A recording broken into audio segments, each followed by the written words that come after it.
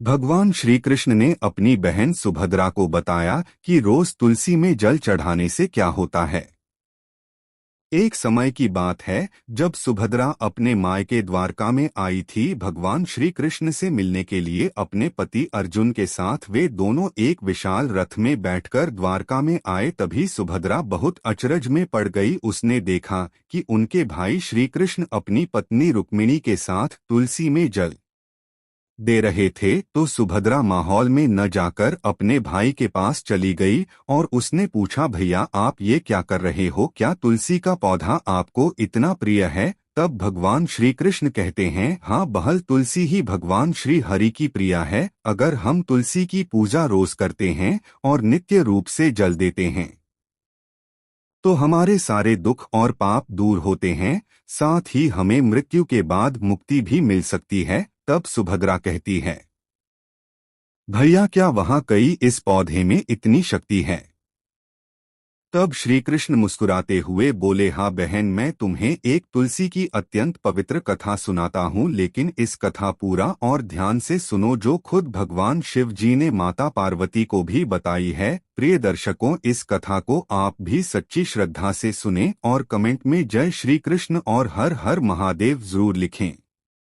मित्रों, श्री कृष्ण कहते हैं, सुभद्रा, एक समय की बात है, थी का राज्य में एक ब्राह्मण दाम्पत्य रहता है। वह भगवान शिव का बहुत बड़ा भक्त था, किंतु उसकी पत्नी श्री हरि की भक्त थीं। उन दोनों के बीच इस बात को लेकर हमेशा मतभेद होता था, लेकिन हर पति पत्नी की तरह उनके झगड़े में उस ब्राह्मण की पत्नी ही जीत जाती थी। ऐसे ही कुछ दिन बीतने के बाद ब्राह्मण किसी दूसरे गांव में एक पारायण कथा सुनाने गया था, किंतु जब वह वापस लौट रहा था तो बीच में ही किसी दो राज्य में घमासान युद्ध छेड़ था। वह ब्राह्मण किसी तरह से वह अपनी जान बचाते हुए अपने घर आया, लेकिन उसके पीछे पीछे एक सुंदर औरत भी घर पर आ गई और उसने उन दोनों ब्राह्मण पति पत्नी से घर में शरण मांगी। मित्रों, श्री कृष्ण कहते हैं, हे सुभद्रा, असल में वह एक वैश्या थी जो सैनिकों की सेवा में रखी थी। उस राज्य का हर एक सैनिक उस पर बहुत अत्याचार करते थे तथा अपनी काम वासना को उससे ही पूरी करते थे, और वह स्त्री भी इस बात में पूरी तरह से डूब गई थी।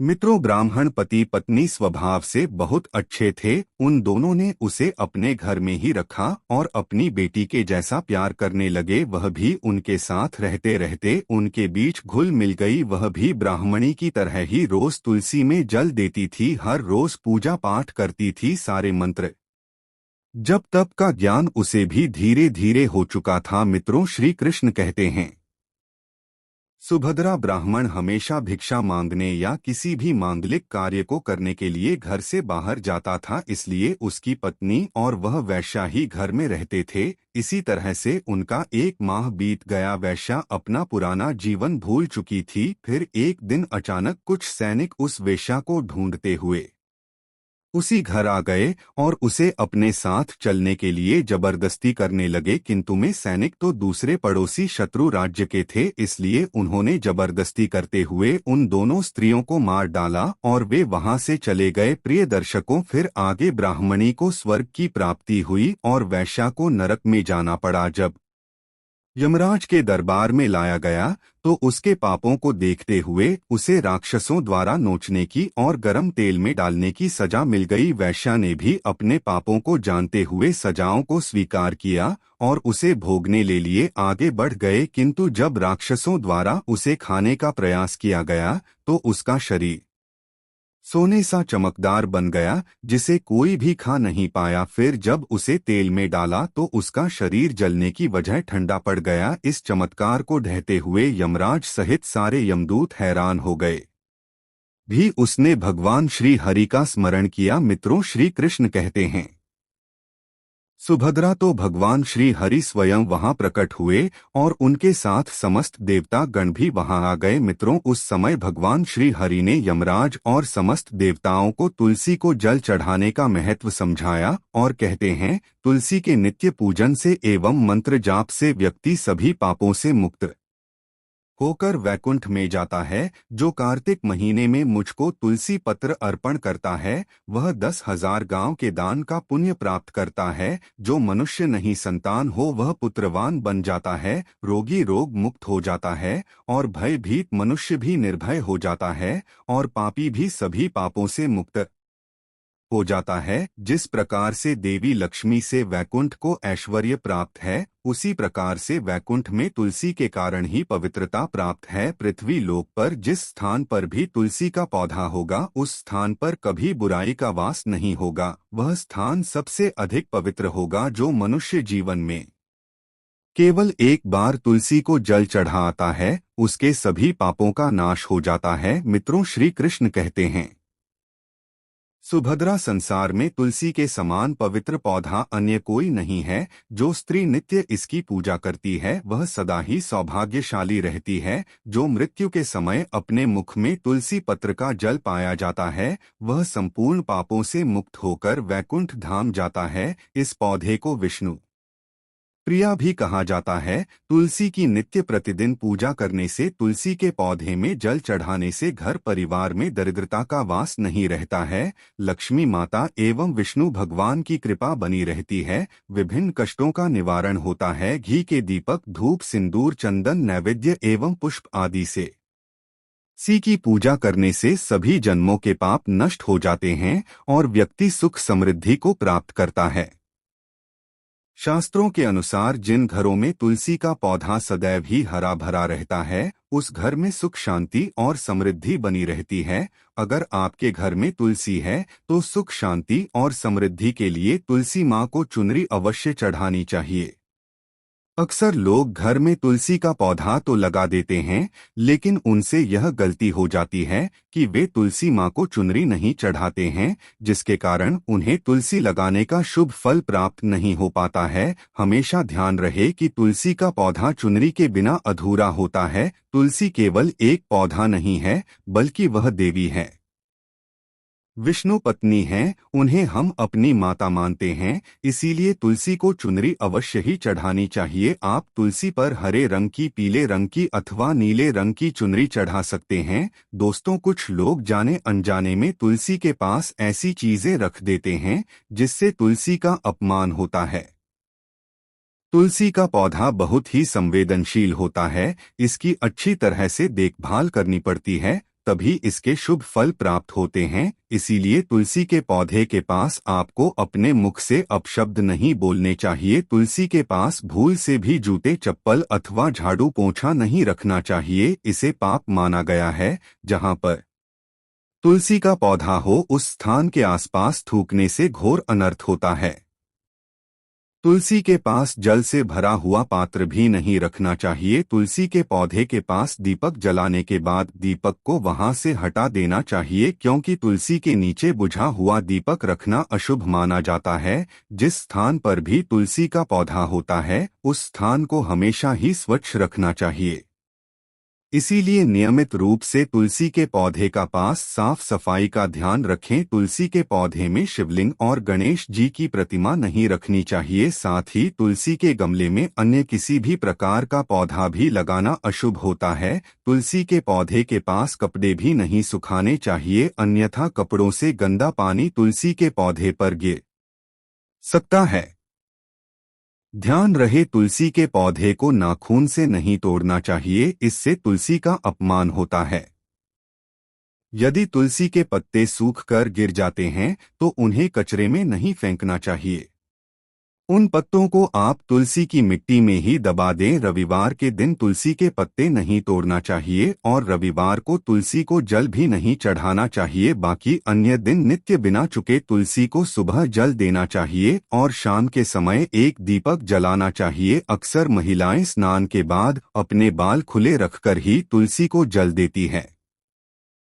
ऐसा करना गलत होता है। महिलाओं को हमेशा ही अपने बाल बांधकर माथे पर सिंदूर लगाकर ही तुलसी में जल देना चाहिए, इससे तुलसी का आशीर्वाद प्राप्त होता है। घर में तुलसी का पौधा लगाते समय ध्यान रहे कि आप इसके लिए गंदी मिट्टी का उपयोग न करें। तुलसी के पौधे के लिए शमशान की अथवा गंदगी वाले स्थान कि मिट्टी का कभी उपयोग नहीं करना चाहिए, इससे तुलसी सीमा रूठ जाती है और सूखने लगती है।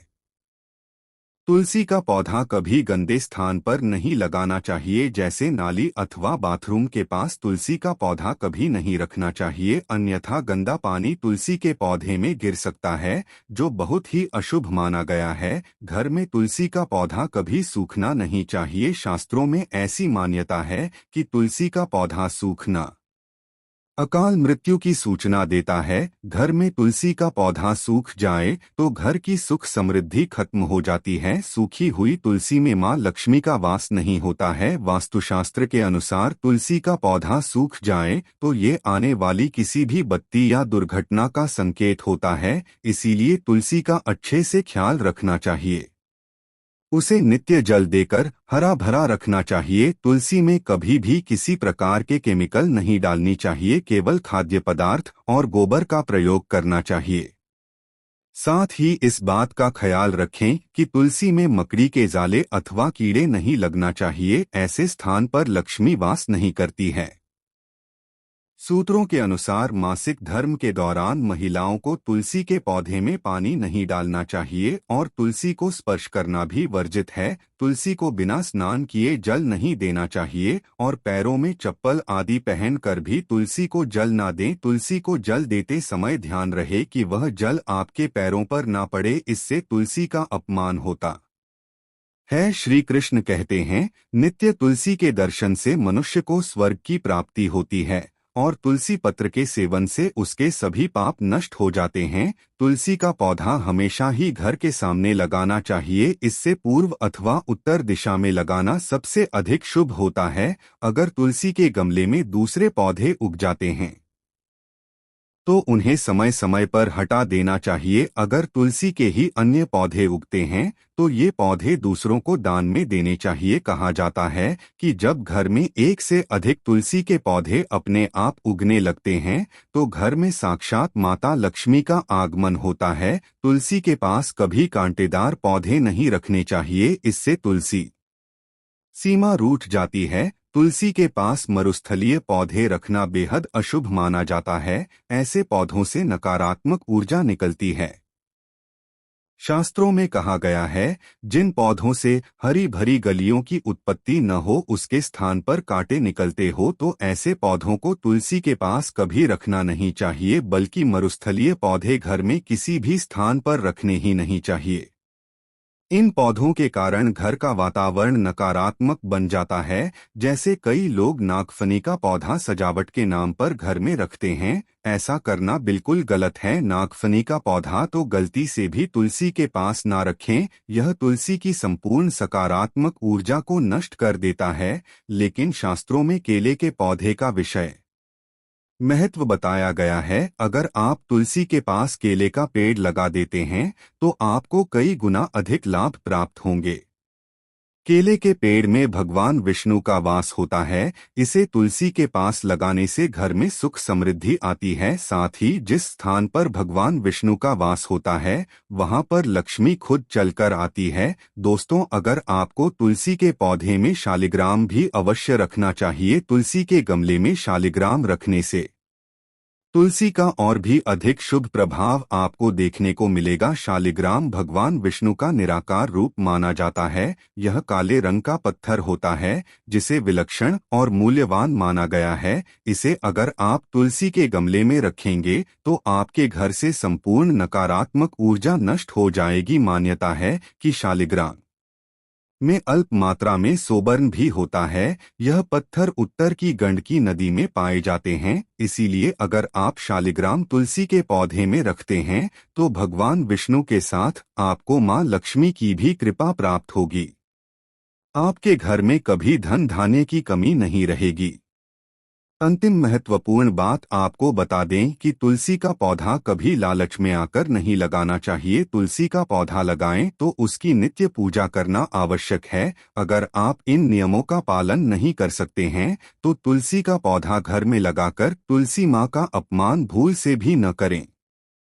दोस्तों, फिर श्री हरि सभी देवताओं और यमराज को कहते हैं, हे धर्मराज, स्त्री ने तुलसी की पूजा सच्चे मन से की है, इसलिए इसके सारे पाप माफ हो जाते हैं। अकाल मृत्यु ही इसके लिए सबसे बड़ी सजा थी और यह स्तरीय अब वैकुंठ धाम की सदस्य है। ऐसा कहते हैं कि उस वैश्या कि आत्मा श्री हरि के अंदर प्रवेश कर जाती है और श्री हरि समेत सारे देवता भी अंतर्ध्यान हो जाते हैं। मित्रों, श्री कृष्ण कहते हैं, हे सुभद्रा, तुम समझ चुकी होगी आखिर क्यों तुलसी की पूजा करनी चाहिए। तब सुभद्रा कहती है, मैं भी हर दिन नित्य तुलसी की पूजा करूंगी। प्रिय दर्शकों, अब आप भी समझ चुके हो गए कि आखिर क्यों चढ़ाया जाता है तुलसी में जल। आशा करते हैं आपको यह कथा पसंद आई होगी। कमेंट में सच्ची श्रद्धा से जय श्री कृष्ण, हर हर महादेव अवश्य लिखें।